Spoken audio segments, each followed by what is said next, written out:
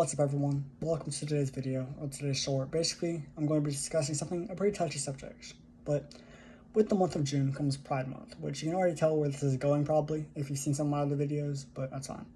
So, first I want to clarify two things. One, I might lose followers for this, which is totally okay. It's not about the followers for me. And the second thing is that I think all people are equally amazing. Just because you have a sin, that doesn't mean you're like a bad person. That doesn't mean you're any lesser than anyone else, because everyone's sinful. I hate the sin, not the sinner.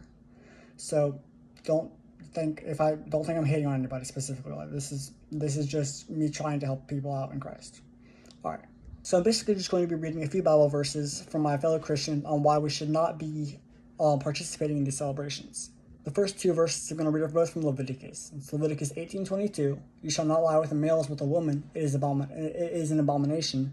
And Leviticus 20:13. If a male lies with a male as with a woman, both of them have committed an abomination.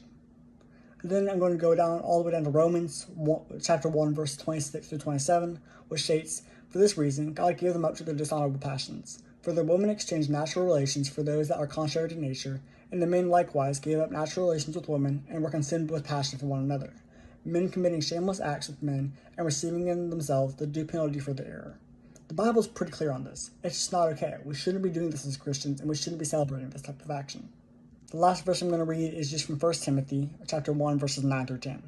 It says, "Understanding this, that the law is not laid down for the just, but for the lawless and disobedient, for the ungodly and sinners, for the unholy and profane, for those who strike their fathers and mothers, for murderers, the sexually immoral, men who practice homosexuality, enslavers, liars, perjurers, and whatever else is contrary to sound doctrine."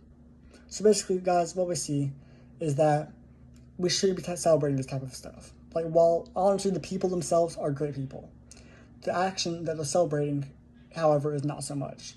So make sure that you're not being too pushy towards any of the fellow people who are brothers and sisters in Christ. Just plant the seed and be an example. You don't need to be pushy and force them to not do that type of thing, because that's just going to push them farther away from Christ.